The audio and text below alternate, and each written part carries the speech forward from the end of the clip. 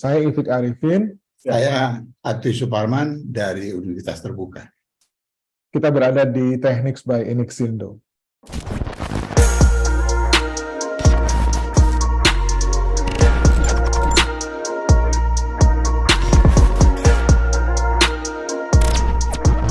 Selamat siang Pak Atwi, apa kabar?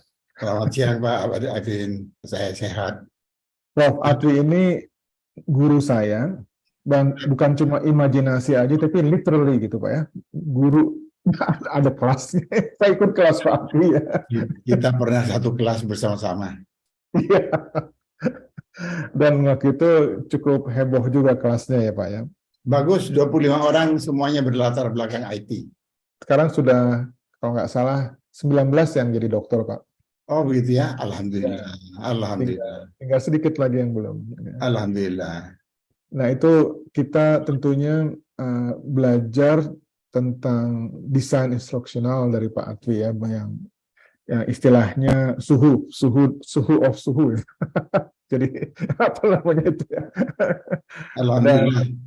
Ya, dan itu di mana-mana dipakai menurut saya, bahkan di setiap universitas pendidikan gitu ya, pasti literasinya, referensinya ke buku Pak Atwi yang judulnya ini saya tampilkan nanti Pak ya, desain instruksional modern ya, gitu ya, kurang lebih.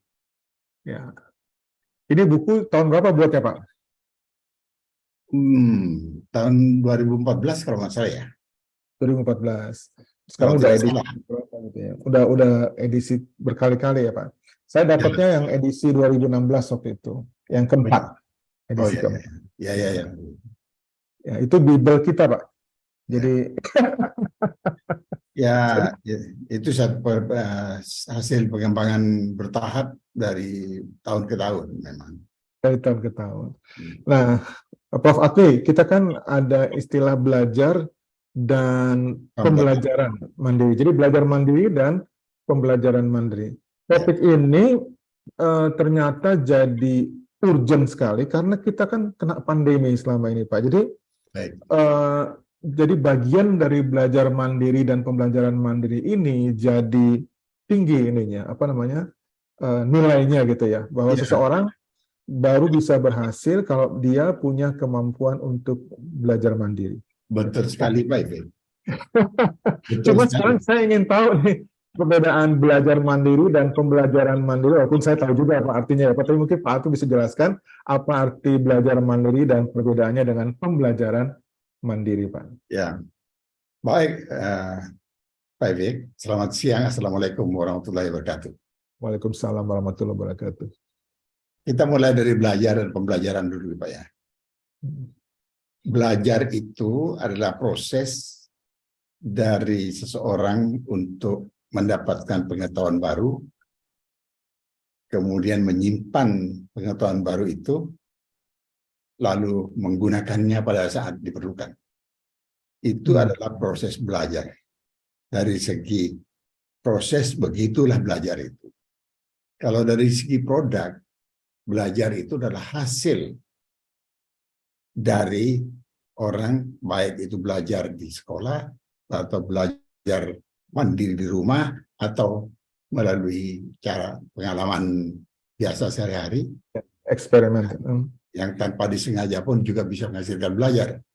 Ya. Jadi perubahan yang berstatus secara relatif tetap itu adalah belajar namanya. Kalau hasil belajar yang tidak tetap, kebetulan bisa, lalu dicoba lagi nggak bisa, itu namanya bukan belajar. Itu belajar. Kalau pembelajaran, itu bagaimana proses pemberian fasilitasi terhadap seseorang. Jadi kuncinya adalah pemberian fasilitasi. Jadi how to facilitate. Memfasilitasi seseorang. Bagaimana memfasilitasi seseorang sampai orang itu mendapatkan hasil belajar. Nah, jadi belajar itu adalah perubahan yang terjadi secara tetap itu Sedangkan yang pembelajaran itu bagaimana proses pemberian fasilitasi supaya terjadi belajar. Jadi dalam artian lain, pembelajaran itu seperti resep. Kalau dokter memberikan resep, bukan resep untuk membuat seseorang bisa belajar. Jadi oleh karena itu harus dibuat oleh dokter. Dalam konteks di pendidikan formal, itu guru yang memberikan yang pembelajaran itu. Ya. Jadi pembelajaran adalah satu set events yang dibuat oleh guru supaya siswanya atau learnersnya belajar. Itu ada prosesnya ya, Prof. Itu pembelajaran. Ya. Belajar itu hasil belajarnya sendiri atau proses bagaimana mendapatkan pengetahuan pada diri siswa itu disimpan dan digunakan kembali. Itu beda antara belajar dan pembelajaran. Oke. Istilah belajar dan pembelajaran itu dibedakan di buku literatur Amerika. Di luar Amerika kadang-kadang tidak tahu bedanya. Mereka hanya mengatakan tahunya learning. Tidak tahu instruction, tidak tahu. Instruction itu tidak diketahui. Tapi di Amerika dibedakan antara learning dengan instruction, belajar dan pembelajaran. Gitu. Ya, memang artinya sedikit sama, tapi sebenarnya artinya dua hal yang berbeda. Yang satu berkenaan bagaimana resep membuat orang supaya belajar. Ya. Yang satu belajar lagi bagaimana proses terjadi belajar. Iya. Pada diri orang yang belajar. Mungkin belajar itu bisa karena dia sendiri belajar. Belajar juga karena tidak sengaja, misalnya karena pengalaman hidup. Pengalaman hidup di jalan lagi lihat sesuatu begitu. Belajar ya. Membuat dia belajar. Ya. Mengetahui sesuatu. Gitu. Jadi bisa karena ada yang memfasilitasi, bisa karena tidak. Belajar bisa jadi karena itu. Oke. Sedikit sebelum kita masuk ke slide ya, Prof. Saya mau tanya sedikit tentang motivasi nih, karena kadang-kadang kita sebagai guru atau sebagai pengajar gitu ya, ada yang tidak care dengan motivasi pembelajar gitu. Apakah dia punya motivasi atau tidak, itu urusan dia gitu. Pengajar yang memang pendidik yang baik, dia care bahwa orang ini harus diberi sesuatu supaya termotivasi. Jadi, Prof, mana yang benar nih, Prof? Jadi, apakah kita sebaiknya memang menganggap bahwa motivasi itu adalah memang sudah seharusnya dia kalau mau sekolah ya mesti punya motivasi. Jadi, kalau dia nggak punya motivasi ya jangan sekolah di sini gitu. Gimana, Prof? Karena kita juga bingung gitu, kok dia yang mau sekolah, kita yang repot gitu ya, supaya termotivasi gitu, Prof. Kira-kira gimana komentarnya, Prof? Sebelum kita masuk ke... Kita lihat motivasi itu bisa, pertama, ada di dalam diri siswa. Di diri orang yang mau belajar, sudah ada motivasi. Karena ada alasan masing-masing. Dia motivasi belajar tentang gitar. Karena lihat barangkali ada orang bermain gitar kok senang, menyenangkan. Dia pengen belajar. Jadi tumbuh dari dalam dirinya. Namanya internal motivation. Self-motivation. Jadi bukan ditumbuhkan siapa-siapa, tapi dari dirinya sendiri. Bisa begitu. Tapi bukan hanya begitu motivasi itu. Motivasi itu bisa terjadi. Orang tidak ada perhatian, tidak ada keinginan untuk belajar, tapi dengan sesuatu yang dirangsang dari luar, dia mau belajar. Jadi belajar. Jadi seperti begini, anak-anak itu tidak mau belajar gitar, tapi karena bapak ibunya bermain gitar di rumahnya dengan bagus, duet sama-sama sambil bermain gitar, lalu anaknya juga muncul akhirnya. Jadi bukan anaknya punya motivasi dari dalam sendiri, tidak, tapi dirangsang dari lingkungannya. Jadi bisa dua-duanya motivasi itu muncul. Sendirinya dari dalam atau dipacu dari luar sehingga muncul motivasi. Itu yang disebut dengan internal motivation, dan ada external motivation. Motivasi yang datangnya dari luar sehingga membuat orang mau belajar begitu, atau internal motivation, motivasi yang datang dari dalam karena dia sendiri ingin belajar. Mengapa?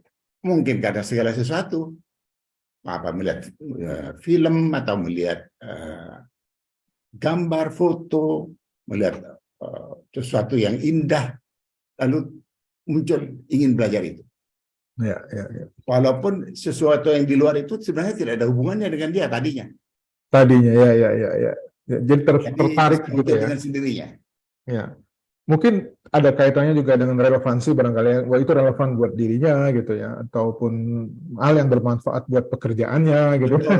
Betul. Ya, itu kalau seseorang itu melihat ada manfaatnya bagi dirinya, orang itu termotivasi mau belajar sesuatu karena melihat ada manfaat bagi dirinya.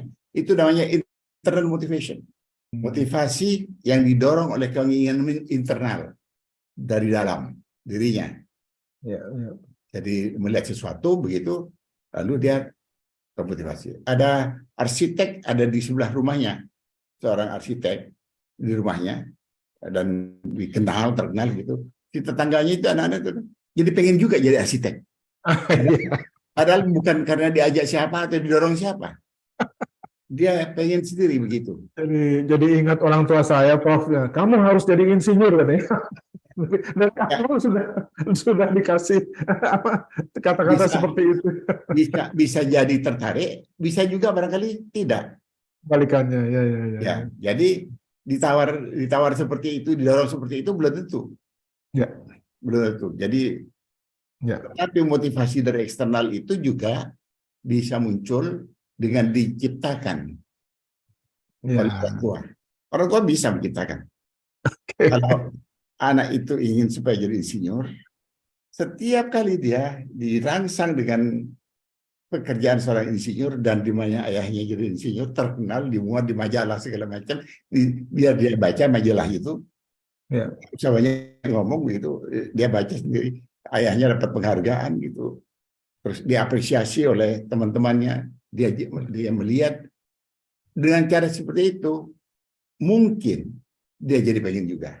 Iya. Jadi kebanggaan, rasa bangga itu memberikan motivasi juga. Oh, bisa itu. Jadi ada sesuatu yang dari eksternal datang, muncullah motivasinya. Yaitulah motivasi eksternal karena muncul dirangsang dari luar. Tapi ada yang tidak dirangsang dari luar, dia dapat sendiri begitu, atau gitu. Ada yang nyuruh, ada apa, tentunya tertarik. Ada seperti itu. Jadi sebagai pendidik, Prof, langkah apa baiknya untuk motivasi ini? Bagus sekali. Kalau kita sebagai pendidik melihat seseorang atau anak-anak atau peserta didik seseorang, lalu termotivasi melakukan itu, apa yang bisa dilakukan? Beri dia reward. Rewardnya itu jangan berbentuk yang paling bagus, bukan berbentuk barang, tapi dengan verbal. Pujian itu adalah nomor satu, pemberian motivasi yang nomor satu. Karena mengapa disebut nomor satu? Reward yang dengan verbal, dengan kata-kata, pujian itu menimbulkan motivasi dari dalam. Jadi akan muncul motivasi internal. Tapi kalau misalnya yang dari luar itu bukan berbentuk pujian dari dalam, tapi karena ada iming-iming uang, iming-iming penghasilan, segala macam, itu namanya eksternal. Bedanya adalah motivasi yang datang dari eksternal akan hilang motivasinya pada saat eksternalnya itu hilang. Jadi kalau orang itu tertarik melakukan sesuatu karena ada upahnya, karena ada gajinya, begitu upah dan gaji itu ditarik, dia nggak mau lagi katanya. Hilang juga. Karena datangnya dari eksternal. Iya. Tapi kalau datangnya dari internal, dari pujian orang, segala macam, itu melekat di dalam dari dia. Ya. Jadi memang verbal rewards itu luar biasa efeknya daripada pemberian hadiah uang, hadiah barang segala macam. Ya, tapi berarti kalau memberikan pujian itu kan berarti ada kompetisi, Prof, di antara peserta didik itu. Kompetisi ini apakah memang selalu harus distimulasikan atau kadang-kadang kasihan juga yang nggak pernah dipuji gitu loh, Prof. Ya, ya. Kompetisi itu cara pendidik untuk menciptakan lingkungan yang Ya, membuat anak belajar. iya, Belajar. Jadi ada kompetisi apa dipacu begitu. Nah, kalau yang datang dari luar seperti itu, saya katakan tadi, pada suatu ketika tidak ada lagi itu pacuan itu, dia nggak belajar. iya, iya, iya. Bedanya adalah motivasi eksternal dengan internal. Kalau yang eksternalnya hilang, Habis. hilanglah dia. Kalau yang dari internal itu tidak, Ya, ya, karena muncul dari dalam dirinya. ya, ya. Nah, Lebih murni itu ya. lalu peran dari pendidik adalah sebenarnya berikan verbal reinforcement, verbal reward. Jadi pujian-pujian itu jauh lebih hebat daripada hadiah barang Ya, untuk tetap memelihara motivasi itu ke dalam. ya, ya, ya. Ya, apresiasi ya kayak gitu ya. Ya, itu Baik, kalau kita lihat petinju bukannya begitu petinju. bayarannya kurang nggak mau dia bertanding. Oh iya. Ya, itu salah tidak salah Tidak salah. karena memang dia hidup untuk itu. Dibuat seperti itu memang ya, Ya, ya profesional ya kan. dia ingin hidup hebat dengan itu. Tapi kalau tidak ada uangnya nggak muncul dia. Iya, iya, iya, iya, iya. Malah kurang duitnya aja nggak muncul. Itu dia. Gitu Pak. Betul, Prof. Gitu. Oke. Prof, kita masuk ke slide yang Baik, pertama ya, Prof. baik, Jadi kalau di sini kita melihat ada baik. Ya, ya, ini berbagai terminologi, berbagai istilah ya, yang terkait dengan belajar dan pembelajaran mandiri. Jadi kalau kita mau lebih menyimak makna dari belajar mandiri, kita coba lihat ini. Istilah-istilah ini yang bermunculan, berada di sekitar belajar dan pembelajaran mandiri. Ada learning, instruction, dan teaching. Ada 3 hal. 3 hal ya. Learning sudah saya jelaskan tadi. Ya, Sebagai proses itu adalah sesuatu yang pengetahuan baru, bagaimana proses masuk, bagaimana disimpan, dan bagaimana nanti dikeluarkan sebagai penerapan. Itu learning. Dan sebagai produk, learning itu adalah sesuatu yang secara permanen, ya, secara relatif permanen tetap terjadi. Bukan karena kebetulan dia bisa. Okay. Instruction, resep tadi kan, pemberian resep. Bagaimana supaya terjadi learning. Karena itu instruction itu domainnya pengajar. Dosen pengajar atau instruktur itu bagaimana membuat resep supaya learning terjadi. Itu bedanya antara learning dengan instruction. Dan ya. Amerika membedakan keduanya dengan clear seperti itu. Di luar Amerika kadang-kadang tidak mau tahu dengan instruction, maunya tahunya learning saja. Okay. Teaching adalah suatu proses pemberian resep yang diberikan oleh guru sehingga terjadi learning. Tanpa guru, tanpa kehadiran guru, namanya bukan teaching. Harus ada teacher, baru disebut teaching. Tanpa teacher, itu bukan teaching, instruction namanya. Nah, kalau misalnya ada teacher, tapi teacher itu secara sistematik dilakukan oleh seorang teacher, maka teaching itu adalah instruction juga.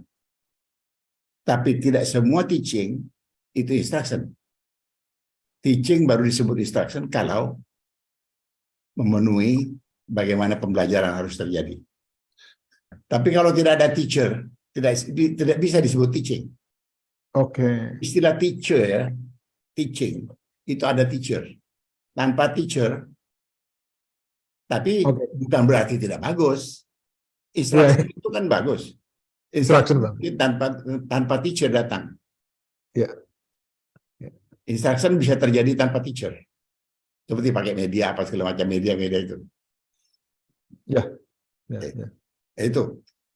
Self-instruction artinya adalah belajar mandiri.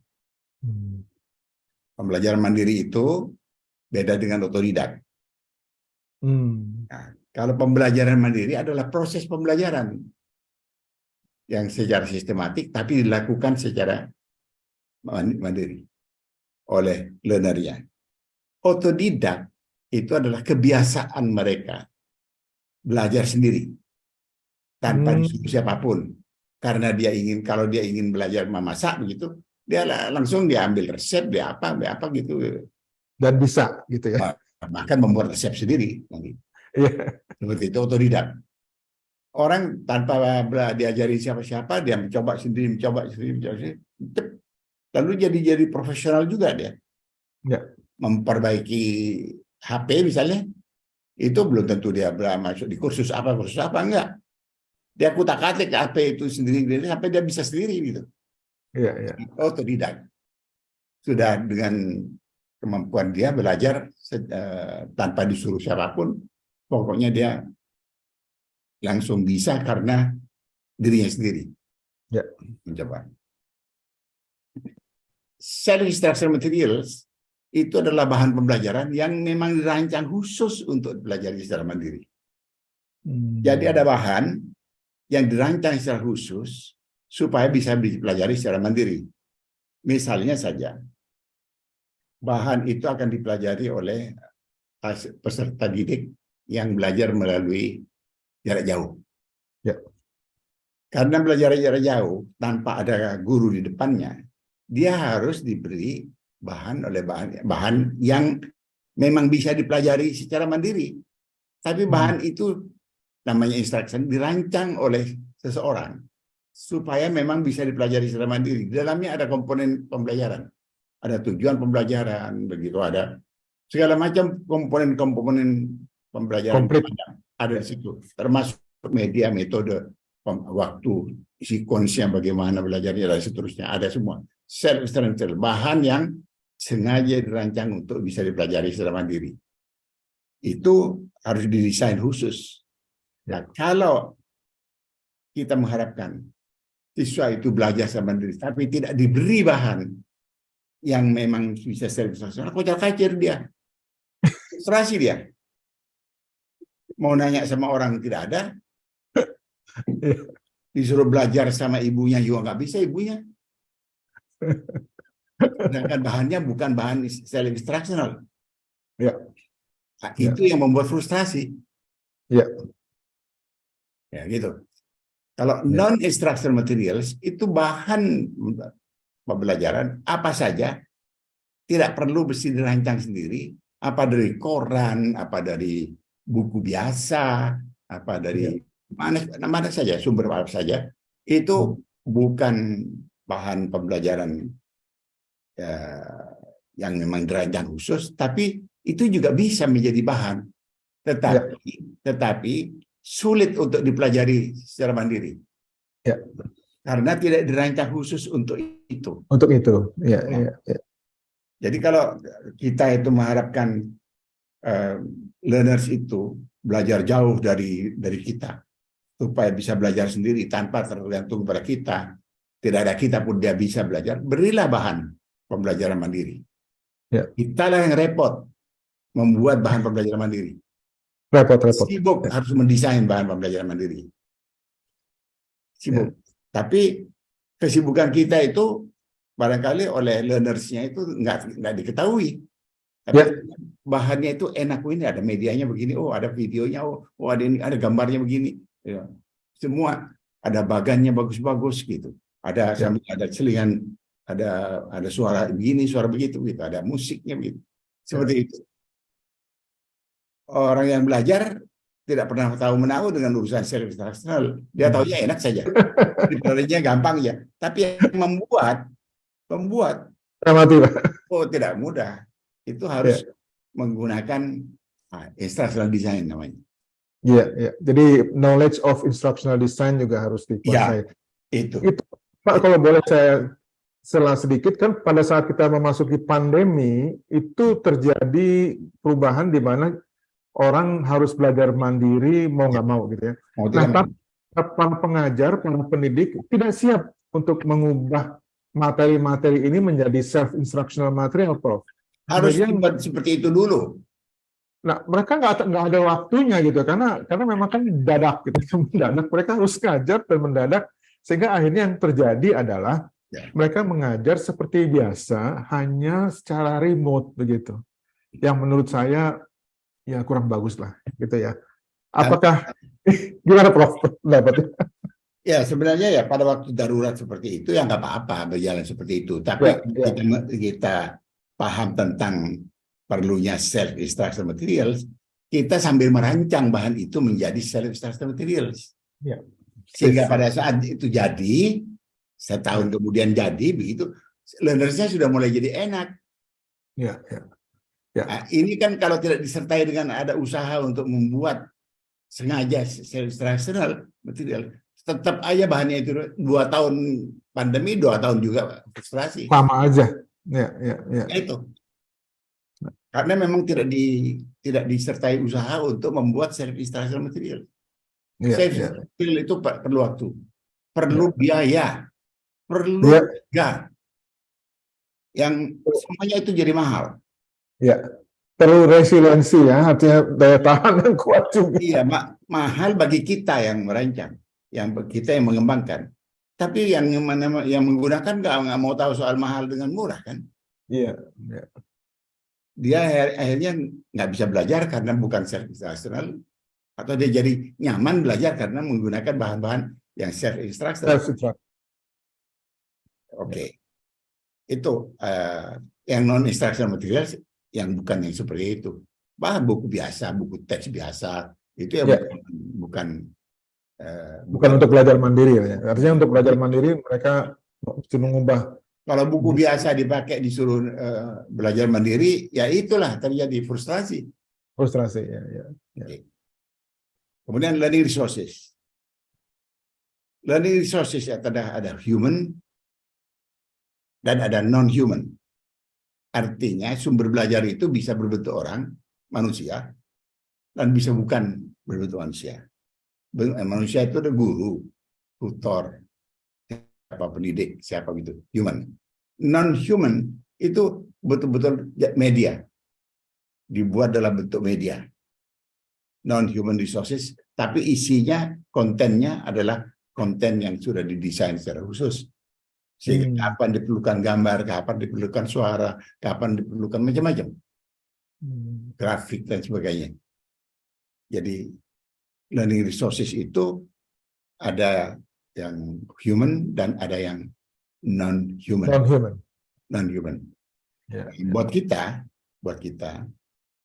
dari semula kita tahu kita siap menyediakan human resources enggak?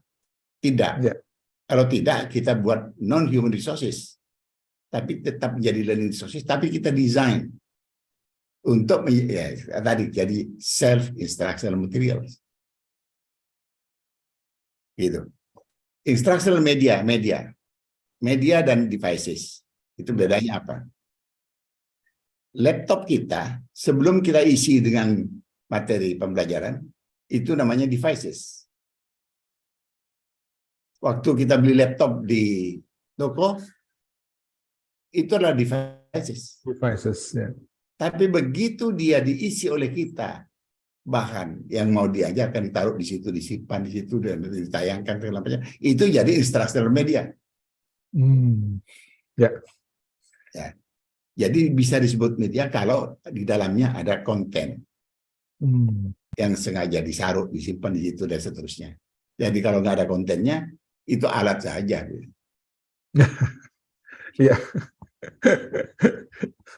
Saya kira itu.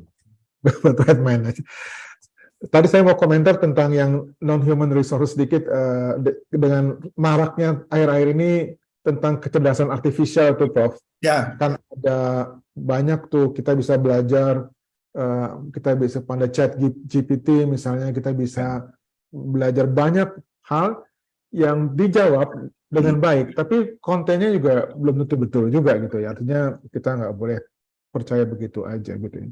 Jadi itu Ya, mungkin, dan mungkin itu bukan satu-satunya, jadi ada banyak sekarang resources yang mengarah ke kecerdasan artifisial, sehingga yang kita dapatkan bukan cuma referensinya saja, tapi adalah jawaban yang memang kita cari gitu ya. ya orang selalu mencari dalam dunia pendidikan, Pak. Hmm, Bagaimana caranya kita menggunakan teknologi begitu sehingga ya. selalu amat terlepas dari kebutuhan adanya guru, Hmm, terlepas dari kebutuhan instruktur. Tanpa instruktur kita pakai teknologi aja bisa, gitu. Seperti begitu. ya. Tahun 2000, tahun 1970 saya baca artikel. Saya Hmm, masih seumur hidup saya masih ingat artikel itu. Tahun 70 dia muncul. 70 ya. Tahun 70 mengatakan goodbye teacher, artikelnya. Goodbye teacher. Artikel itu mengatakan 20 tahun dari tahun 70-an itu tidak diperlukan lagi guru di dunia ini. Hmm, Semua menggunakan robot, menggunakan semua media, semua. Goodbye teacher. hmm. No teacher anymore. Itu tahun 70-an, Pak. Berarti tahun 90 sekian itu sudah nggak ada lagi teacher. Ya, Sekarang tahun 2023. Coba, Pak. Sekarang tahun berapa? Tahun 2023. Sudah berapa tahun kemudian? Apa betul habis guru itu? Apa betul tidak ada lagi dosen? Tidak. kebalikannya malah berkembang. Guru tetap ada, dosen ada, tapi media juga dipakai. Ya, ya, ya. Media juga dipakai untuk memperkaya guru itu belajar, atau pada saat guru absen itu ada media begitu. Tapi tetap guru itu diperlukan, instruktur diperlukan, pengajar diperlukan. Kalau hanya belajar tentang pengetahuan biasa, barangkali pakai self-instruction materials yang semuanya serba bermedia itu bisa. Sampai Hmm. belajar tentang bagaimana cara mengoperasikan pesawat itu bisa begitu. Tapi bagaimana menerbangkan pesawat betul sampai bisa jadi pilot nggak mungkin tanpa tanpa instrukturnya. Apa instruktur ya? Nggak mungkin. Nggak mungkin. Orang belajar menerbangkan pesawat hanya dengan menggunakan media, belajar melalui media saja. Simulasi, simulator. Simulator gitu, atau begitu selesai simulatornya udah jago, dikasih pesawat suruh terbangkan. Siapa yang berani begitu? Siapa yang perusahaan yang berani mempertaruhkan pesawatnya dibegitukan? Iya, iya, iya, iya. Nggak ada, Pak. Pasti ada instruktur. Jadi kita perlu human touch, Pak, ya, Pak, selalu ya. instruktur. Pada waktu menyangkut skill, Ya. skill, performance, itu perlu ada guru, perlu ada instruktur, Ya, apapun namanya. Tapi seseorang yang menjadi pendamping, menjadi penunjuk, itu. Apa itu dokter? ya, kedua. Pada waktu mendampingi calon dokter untuk membedah. Kan tidak mungkin dia belajar bedah melalui video begitu langsung suruh bedah. Nih kasih apa pasien suruh bedah. Nggak mungkin. Pasiennya nggak geleng. Dia harus berpraktek. Waktu berpraktek itu saya mesti didampingi oleh dokter. Nggak mungkin dokter yang berstatus sebagai instruktur itu dibuang. Ya. Di rumah sakit yang terhebat pun di dunia ini. Nggak mungkin. Yang rumit-rumit, yang mengajar saja. Bagaimana membuat calon guru menjadi guru. Itu mesti didampingi. Ya. Nggak bisa ya melalui media. Sebab pada melalui media dia tidak tahu, tidak ada yang mengawasi apa benar dia tadi melakukannya itu. Ya. Cara ekspresi dia wajahnya, ekspresi badannya waktu menghadapi siswa dan sebagainya. Itu harus ada pengajar. Harus real. Harus real. Jadi mustahil itu dibuang. Ya, ya, ya. Jadi sebagian dari pengetahuan teoritis, itu bisa dimasukkan dalam media seperti itu. Tetapi selebihnya yang menyangkut performance, menyangkut sikap perilaku, itu selalu harus ada yang mendampingi. Jadi pakai robot pun tidak pernah ada, Pak. Sekolah pakai robot saja terus muncul jadi nggak ada, Pak. Robot suruh kerja aja ya Pak, ya, jangan suruh ngajar. Ya, Pak. Ya, ya. Iya, iya. Tapi ya, oke Pak, ini menarik soalnya kan kita nanti ada metaverse, ada segala macam teknologi-teknologi baru yang Ya. apa namanya yang berkembang, dan orang-orang kadang-kadang suka exaggerate gitu. Saya suka, wah nanti kita nggak perlu universitas, bukan kan guru lagi Pak, universitas, mereka nggak perlu universitas lagi. Bapak sebut aja, ada nggak perguruan tinggi yang nggak punya dosen? Ada. Nah, perguruan tinggi yang bagus-bagus lah, Pak. Iya, iya, iya. ITB misalnya kan, Ya, UI misalnya, IPB ya, dan sebagainya itu Gajah Mada. ya, ya. Memang dosennya berkurang. Enggak. Mana, Pak? Teknologi dipakai di situ Ya, dalam proses perkuliahan. Tapi dosennya nggak hilang kan, Pak? enggak. Ya. Pak, tidak, Terus bertambah gitu. tidak, tidak. Ya, itu dia. Self-paced. Nah, ini Ya. ciri-ciri bahan pembelajaran mandiri. Jadi kalau mau membuat bahan pembelajaran mandiri, supaya orang atau learners itu bisa belajar secara mandiri, kita nggak bisa kasih buku biasa. Pakai video, audio video biasa lalu lepas begitu saja. Tapi harus mempunyai bahan pembelajaran mandiri namanya, yang self-instructional materials. Itu apa? Mempunyai kekuatan menjelaskan sendiri. Jadi bahan itu di dalamnya mampu menjelaskan sendiri. Jadi uraiannya, ada contoh-contohnya, semua lengkap di situ. Ada exercise-nya begitu. Ada di situ semua. Ada tesnya begitu, ada pengukuran hasil belajarnya, ada semua di situ. Mampu menjelaskan sendiri itu artinya dalam bahan itu sendiri komplit itu, bahan mampu menjelaskan. Jadi kalau dibaca, dipelajari oleh learners, dia seperti berhadapan dengan orang yang sedang mengajar. Itu dia. Dapat digunakan sesuai dengan kecepatan belajar setiap peserta didik. Setiap peserta didik punya kecepatan yang berbeda. Ya. Ada yang cerdas sehingga dalam waktu cepat saja 3-4 bab selesai. Ya. Ada yang lambat, sudah yang lainnya sudah sampai 10 bab, dia baru 1 bab. Karena itu self-paced learning, harus dibuat bahan pembelajaran yang memang pacing-nya diserahkan kepada orang yang belajar. Tidak perlu, jadi bahan pembelajaran mandiri itu bisa dipelajari oleh orang yang lambat, ya pelan-pelan menurut kelambatannya itu. Orang yang cepat pintar ya dari cepat maju sehingga cepat selesai begitu. Seperti itu. Tapi mungkin yang penting bahwa dia bisa belajar kapan dia mau gitu ya, Prof. Kapan dia mau dan dia bisa belajar di situ walaupun kecepatannya beda dengan teman-temannya. Beda-beda. Ya. Tidak apa. Orang yang cepat belajar lebih bagus itu jangan dianggap pasti lebih bagus daripada yang lambat.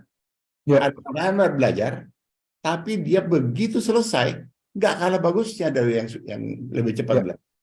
Ya. Ada Pak, seperti itu. Gitu. Isinya lengkap Pak dengan sendirinya. Artinya self-contained. Jangan membuat bahan pembelajaran yang kita katakan itu ada belajar mandiri, tapi begitu dipelajari dikatakan untuk mendalami bahan ini Anda boleh melihat bukunya siapa yang barangkali belum ada di tempatnya. Itu namanya tidak self-contained. Dia menunjuk referensi yang lain itu. Iya, merefer kepada yang lain-lain begitu nggak boleh. Kalau bahan pembelajaran mandiri nggak usah di refer, harus ada di situ semua. Kalau dia katakan refer, silahkan baca bahan di bawah ini boleh. Silahkan pelajari ini boleh ada di situ. Tapi jangan dikatakan silahkan cari di mana begitu. Yang belum tentu ada di mana-mana. Kalau itu letaknya dia di taan begitu nyari ya di mana? Iya. Gramedia kan nggak ada di kampung. Seperti misalnya begitu. Iya. Terus misalnya bahan pembelajaran itu dapat dipelajari secara individual. Individualized. Jadi dipelajari secara individu. Artinya setiap orang belajar masing-masing. Terlepas dari yang lain. Jadi dapat dipelajari secara mandiri bukan harus dipelajari secara mandiri, secara individual, tetapi dipelajari sendiri juga bisa, secara individual bisa. Tapi kalau mau bersama-sama juga boleh bahan itu dipelajari bersama-sama. Individual itu artinya tanpa bantuan teman atau guru atau gimana, Pak? Prof. Ya. Individual, dia bisa Individual itu artinya kalau dia mau belajar sendiri saja sudah bisa. bisa. Oke. Tapi kalau dia mau belajar dalam kelompok sambil menggunakan bahan pembelajaran yang dapat dipelajari individu juga bisa. Ya, even better, Pak. Even better kalau menurut saya kan belajar kelompok itu selalu ada nilai tambahnya lah menurut saya sih. Tapi bisa melakukan belajar mandiri bila diperlukan, bisa belajar sendiri secara individual itu bisa. ya. Bisa belajar sendiri, betul-betul sendirian bisa. Kalau dia mau duduk bersama-sama teman-temannya sambil diskusi juga bisa. Bahan pembelajarannya komunikatif, Pak. Interaktif. Jadi bahan pembelajaran itu harus komunikatif, pakai bahasa-bahasa, istilah-istilah yang bisa ditangkap. Jangan menggunakan bahan pembelajaran yang bahasanya bahasa, wah, sudah jelas mahasiswanya nggak bisa bahasa Inggris, bisa pakai istilah-istilah bahasa Inggris, nggak masuk kan, Pak? Jadi pakai istilah-istilah yang bisa ditangkap oleh siswanya. Dan interaktif. Bahan pembelajaran yang interaktif itu artinya bahan pembelajaran yang ada pertanyaannya, misalnya latihannya, terus ada petunjuk bagaimana memberikan jawabannya, gitu. Seperti begitu. Lalu dia seperti berkomunikasi dengan bahan. Ya. Orang yang belajar berkomunikasi dengan bahan. Gitu. Seperti itu. Ya. Lalu multimedia based. Mengapa multimedia, Pak? Yang dengar bahwa ada komputer, ada audio, ada printed dan seterusnya. Setiap orang kan bisa berbeda. Ada orang yang bisa belajar hanya dengan teks saja. Ada orang yang pengennya kalau belajar ada dengan audionya ada. Ada yang belajar dengan ada videonya gitu. Jadi orang yang belajar itu satu sama lain nggak sama. Nah, kalau kita membuat bahan pembelajaran mandiri harus lengkap itu supaya bagi orang yang bisa belajar melihat gambar-gambar, dia bisa belajar.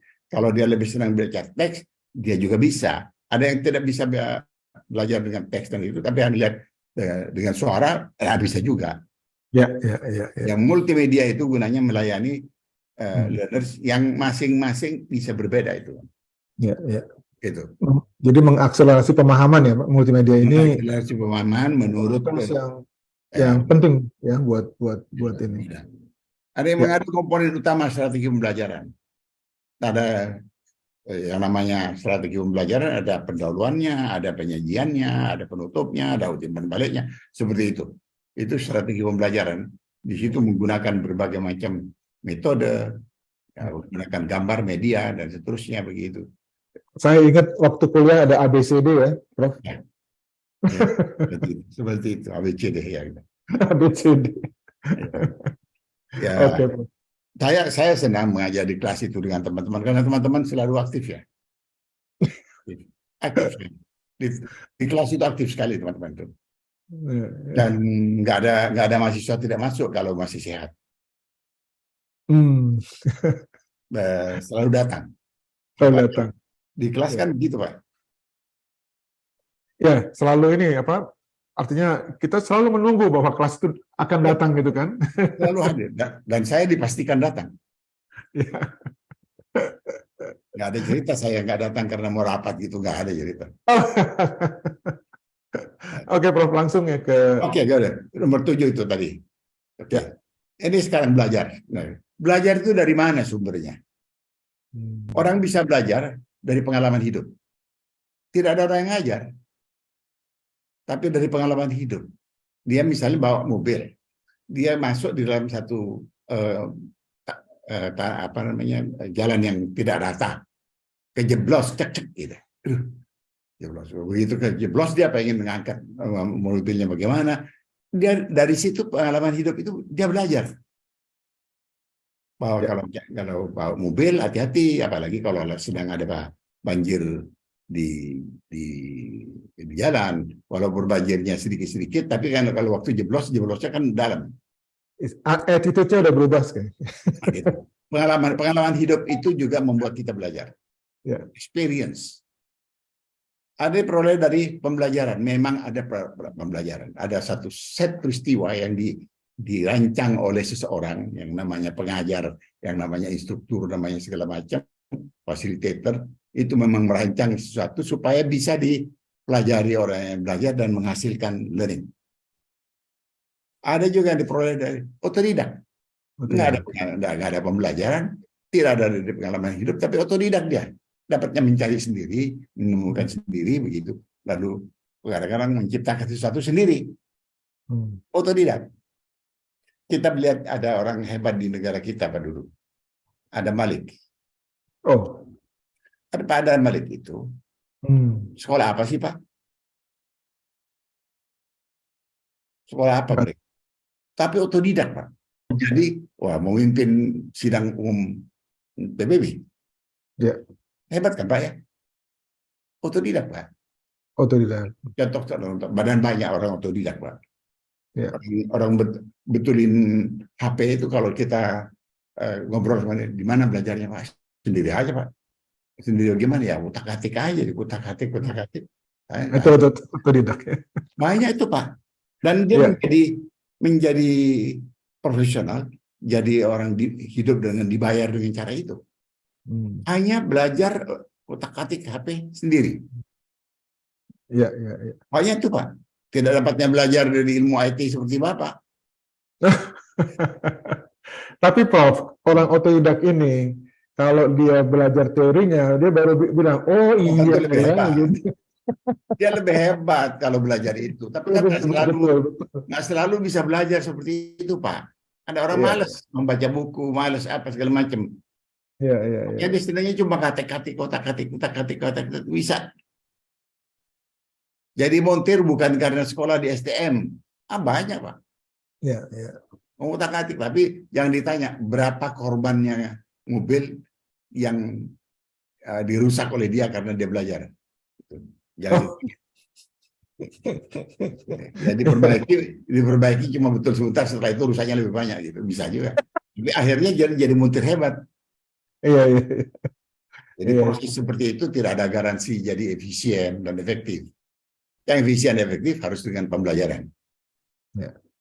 Prof, di IT itu saya juga melihat ya, bahwa di IT terutama ya, bahwa banyak orang-orang yang bisa misalnya programming, kemudian dia langsung mengajar programming. Jadi dia menjadi pendidik gitu, walaupun dia tidak mempunyai basis pedagogi gitu ya. Ini ada plus minusnya menurut saya sih. Artinya bisa, Pak. Bisa bagus.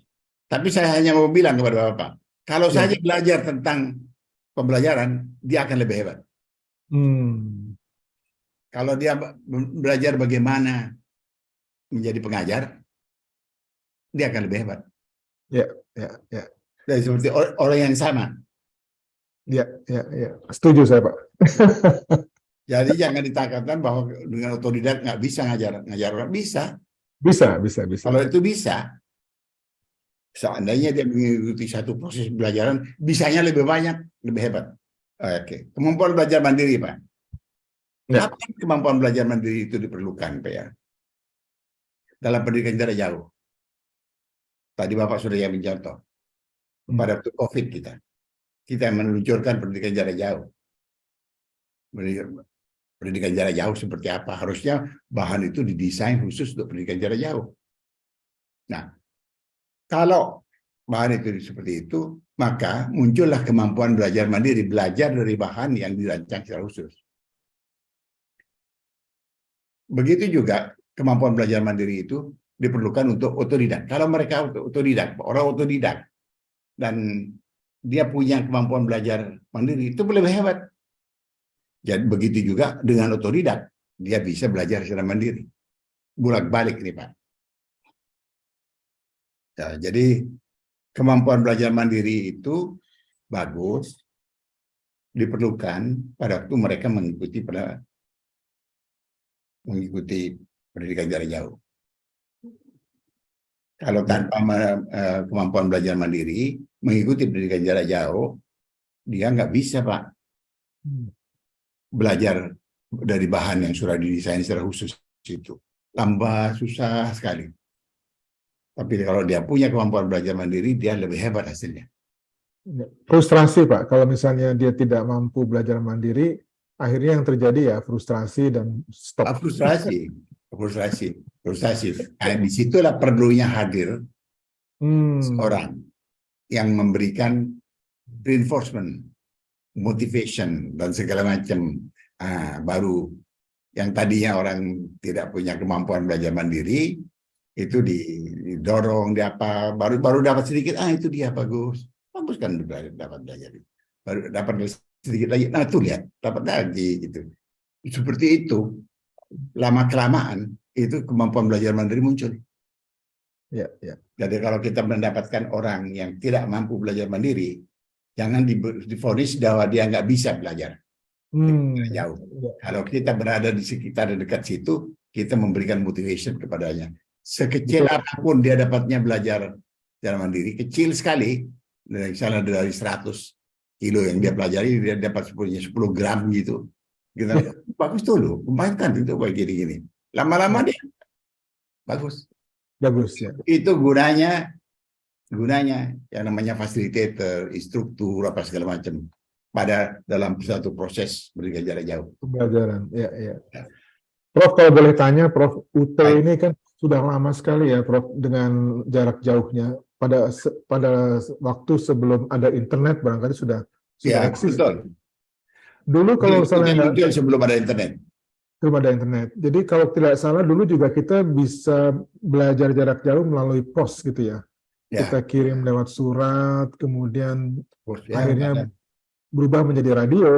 Jadi gimana Prof perjalanannya gitu? Apakah masih terjadi hal tersebut saat ini di Indonesia? Karena kan kita jangkauannya kepulauan dan ada daerah-daerah tertentu yang tertinggal, terdepan, itu yang terjauh gitu ya. Itu yang tidak terjangkau gitu. Itu gimana Prof ininya? Sebelum UT berdiri Pak, itu sudah ada satu beberapa institusi tertentu, organisasi tertentu menawarkan pembelajaran yang secara jarak jauh ada. Sebelum UT berdiri Pak, saya masih di SMA waktu itu ada kursus bahasa Inggris tertulis misalnya. Seperti itu. Mereka berikan. Tapi ya karena itu tanpa teknologi yang namanya internet tidak dikenal waktu itu ya, itu lambat feedbacknya Pak. Jadi diberi tugas, setelah tugas dikerjakan, dikirim kembalinya, baliknya lagi itu lama sekali. Ini menyebabkan putus di jalanan. Kenapa? Karena feedbacknya itu lama. Lama. Kita juga sama. Kalau di kelas orang bertanya, mahasiswa bertanya, nggak segera dijawab. Lama-lama capek, nggak usah bertanya aja. Seperti itu. Nah, itu kendalanya pada zaman dulu seperti itu. Makanya dari muncul yang sederhana seperti itu, terus diproses, keluarlah pembelajaran jarak jauh seperti yang dirintis oleh UT. Sampai sekarang UT sudah cukup banyak menggunakan dengan proses internet, dengan online seperti itu. Tapi tetap belum seluruhnya juga Pak, karena di daerah-daerah terpencil yang namanya koneksi internet tidak selalu bagus Pak. Bahkan masih ada yang tidak ada sampai sekarang. Ada di daerah-daerah tertentu Pak. Saya nggak usah daerah tertentu. Saya ini tinggalnya cuma dari UT itu cuma 10 menit kalau mobil. Kalau pergi ke Pondok Indah Mall itu cukup dengan 15 menit. Cukup walaupun di pinggir kota, tidak jauh lah dari kota. Itu yang namanya internet Pak. Nggak masuk ya? Minta tolong begini-begini kadang-kadang putus. Iya. Padahal saya tidak terkutip kalau mau di pinggir kota Jakarta, tapi nggak terlalu pinggir lah. Iya. 16 menit saya sampai di Pondok Indah Itu Mall. istilahnya tanda kutip tertinggal itu Pak. Ya, tapi itu apalagi Pak di daerah yang masih jauh-jauh. Walaupun pemerintah sekarang mencoba berusaha memberikan koneksi yang begitu gencar, tapi tetap masih banyak daerah-daerah di apalagi yang di daerah terluar itu yang terdepan Perbatasan. Artinya begini, pendidikan jarak jauh bisa berjalan, tapi jangan andalkan kita kepada kondisi internet. Itu sebabnya udah terbuka tetap Pak membuat printed materials yang serta mungkin kombinasikan dengan media apalagi itu tetap diperlukan Pak bagi mereka itu. Dan bagi mereka yang di tengah kota yang juga malas belajar melalui internet. Ya, ada tuh Pak. Oh, ada Pak. Kondisi internet ada, tapi malas mereka belajar melalui internet. Kan ada seperti itu Pak. Ada. Nah, itu berarti apa? Penggunaan media yang tidak pakai internet itu tidak hanya dibutuhkan di daerah-daerah terpencil, tapi di daerah-daerah perkotaan di mana orang yang mau belajarnya malas menggunakan internet itu digunakan. Sampai sekarang Universitas Terbuka memberikan peluang kepada mereka semuanya. Jadi sebagai institusi pendidikan jarak jauh, Universitas Terbuka menyediakan dua macam media seperti itu Pak. Bagus sekali ya Pak. Jadi ya pemerataan juga ya, pemerataan pendidikan ya untuk mereka yang terjauh gitu. Ya. Artinya kita kan tidak bisa menyalahkan mereka Pak. Dan kita juga nggak bisa menyalahkan pemerintah. Pemerintah berusaha kan, tapi kan tetap masih belum bisa. Andai kata itu pun internet sudah sampai ke seluruh desa di seluruh tanah air Pak. Andai kata orang-orangnya belum tentu senang belajar dengan internet semuanya. Betul. Itu masalah kesenangan belajar kan. Ada ya, saya nggak senang belajar lewat internet, saya belajar lewat bahan-bahan media biasa, multimedia aja. Seperti itu. Mengembangkan kemampuan belajar, mengembangkan kemampuan belajar mandiri. Itu bisa nggak Pak? Dia bagaimana mengembangkan kemampuan orang belajar mandiri? Tadinya tidak mampu belajar mandiri. Bisa Pak. Sediakan dengan sumber belajar yang belajar terbuka. Sumber belajarnya disediakan. Dukung dengan pemberian motivasi. Jadi dengan disediakan sumber belajar yang terbuka yang bervariasi dan kemudian diberi dukungan pemberian motivasi, lama-lama tercipta itu kemampuan belajar mandiri Pak. Jadi ada orang yang tidak bisa belajar mandiri, maunya kalau diajarin oleh kita, ada di kita, diajarin baru bisa. Jangan dikritik mereka, wah payah nih, gitu. Biarin aja. Okay. Ada kita di situ, dia tergantung sama kita bilang, berikan sumber belajar, secara terbuka, ada bahan, ada buku-buku teks, ada PowerPoint diberikan begitu. Terus dukung dengan pemberian motivasi supaya bisa diberi motivasi, beri mereka latihan-latihan, beri kalau portofolio suruh bikin portofolio gitu. Terus diberi feedback, diberi dorongan bahwa bagus lah hasilnya begini itu. Setiap ada hasil yang kecil apapun bagusnya, beri motivasi. Lama-lama dia besar mampu belajar mandiri. Ya, jadi bisa belajar mandiri itu bukan muncul dengan sendirinya saja, tapi bisa di-create Pak. Kalau kita mau dengan cara sediakan sumber belajar, lalu berikan motivasi setiap kali keberhasilan kecil, motivasi verbal berikan kepadanya. Kalau dalam pembelajaran ya dikasih nilai begitu dan seterusnya. Oke. Lanjut Pak. Oh sudah selesai kita. Ini yang slide yang terakhir.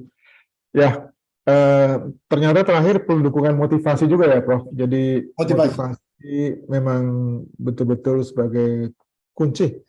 Iya Pak. Pak, kalau Bapak masih ingat dulu kita ketemu di kelas ya. Kita bertemu itu bukan hanya memberikan mengupas materi atau share ide, tanya jawab segala macam, tapi kita memberikan anggukan, kita berikan apresiasi, bagus, diberi kesempatan bertukar pikiran, temannya memberikan presentasi, kita bilang, oh terima kasih kita udah belajar dari sini, seperti itu. Itu untuk membangkitkan kemampuan belajar mandiri. Secara bertahap itu bisa. Ya, ya, ya. Jadi bukan dikatakan kamu harus punya kemampuan belajar mandiri dulu baru bisa belajar jarak jauh. Ya nggak kayak gitu. Nggak kayak gitu. Kayak gitu. Baik, Pak Atwi, terima kasih banyak ya, kita sudah Saya terima pas kasih. tuntas kayaknya ini belajar mandiri ini. Ya, Dan terima kasih Pak. Terima kasih. Senang saya share dengan Bapak.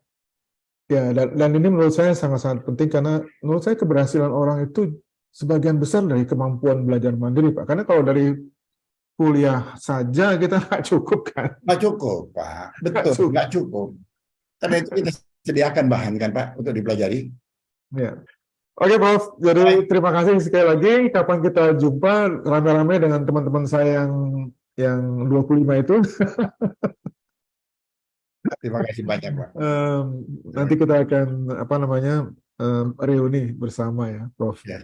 Terima Senang. kasih, Prof. Semoga nanti ada waktu-waktu di kesempatan berikutnya bisa juga menambah wawasan lagi untuk ini di sini kita walaupun kebanyakan berbasis IT, tapi kita juga perlu pengetahuan seperti ini. Dan ini untuk semua orang, nggak peduli siapa dia gitu.